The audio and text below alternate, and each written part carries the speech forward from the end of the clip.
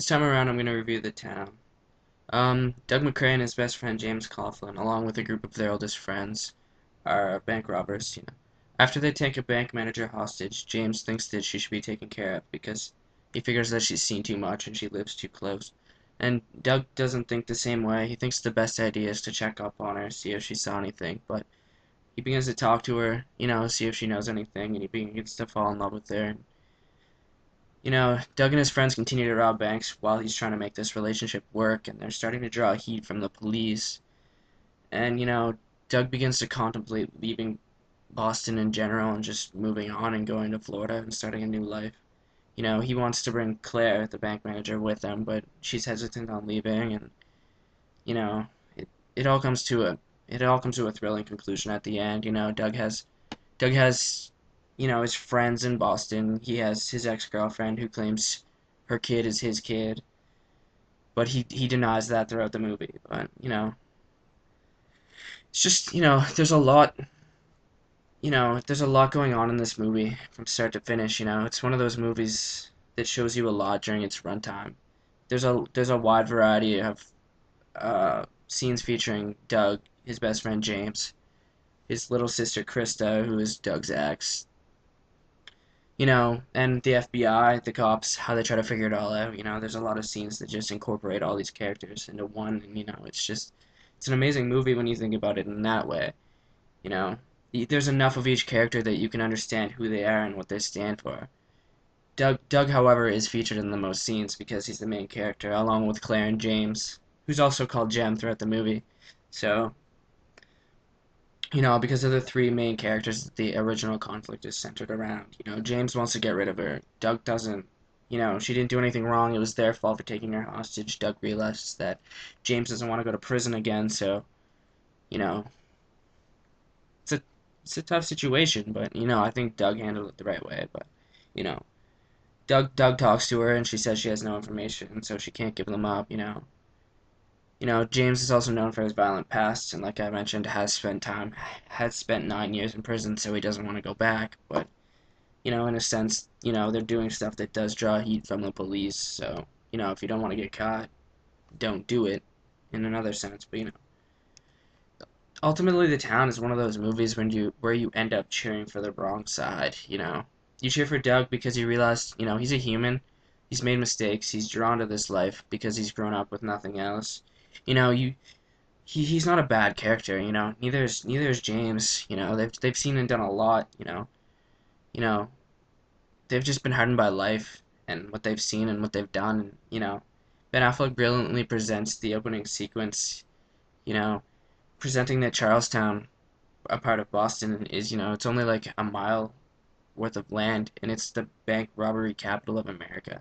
He also presents this intense quote from a guy who is identified simply as Charlestown man. It reads like, I'm proud to be from yeah, I'm proud to be from Charlestown, even though it ruined my life literally. I'm still proud, which is or something along those lines. And it just sort of sums up the entire movie just like that. It's about bank robbery.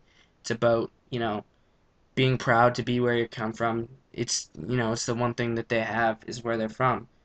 And you know,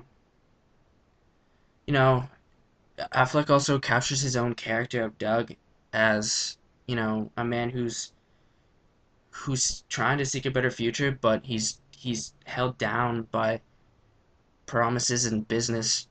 The business he's decided to take up. He's held down by the threat of violence from a man that he's run bank robberies for 10, 15 years. On the other hand, James, who's played masterfully by Jeremy Renner, wants nothing more. He's completely content with living in Charlestown for the rest of his life and robbing banks as long as they don't get caught. You know, he loves what they do, what they are and who they have become. He doesn't want things to change. He wants Doug around swearing that, he wants Doug to become a father to his sister's kid, even though Doug denies that it's not his kid.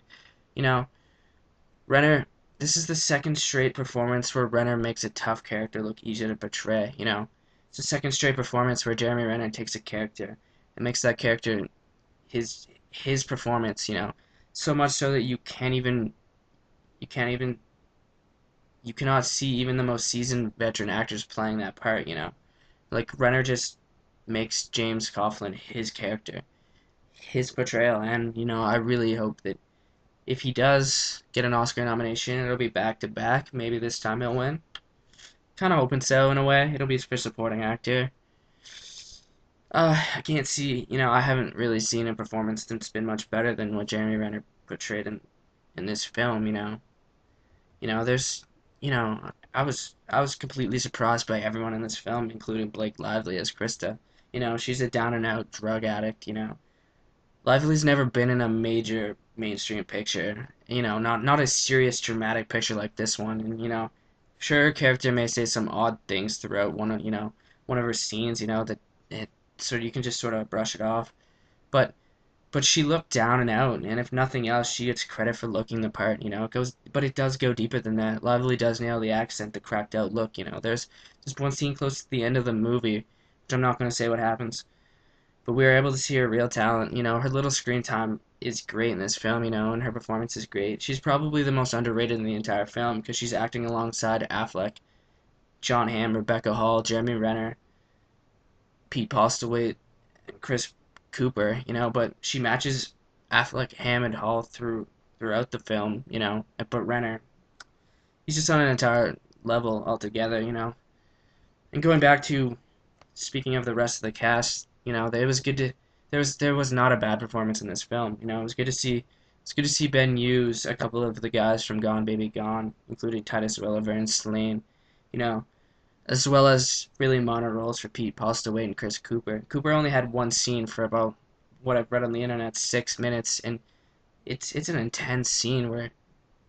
he's trying to he's trying to let Doug know that he's done everything he could for him, and the life they lead is just a down and out kind of life. There's nothing to look forward to, and Doug's trying to say, oh, I want out, but and his dad just says it's because you have heat from the police. He says to him, you either have heat or you don't, meaning if like you you can't just get out. If you have heat, they're gonna find you. That's basically what he's saying. The Town is easily one of the best movies of 2010. There are downright dramatic scenes, and there are even a few lighthearted moments between Doug and Claire. This film that shows that Ben Affleck is one of the premier filmmakers heading into the next decade. It even shows that Ben Affleck may still have a career in front of the camera as well. I'm beginning to think that Ben Affleck should handle the adaptation of Dennis Lehane's newest Boston set novel, The Given Day. Affleck could make The Given Day his third film set in Boston that becomes not only a decent flick but a masterpiece. And The Given Day is such an intense, you know, atmospheric book, and Affleck knows Boston. He knows where and how to film Boston. So I'm really hoping that if they go ahead with the adaptation of The Given Day, Affleck writes the screenplay and directs the movie and could possibly get anybody to star, but I think that if Affleck directs, it's going to be an awesome movie. The town keeps you focused, engaged, and emotionally attached to every one of these characters. If you've been unimpressed by Ben Affleck in recent years, because it's possible, because he did do some bad movies, then your feelings just may turn around.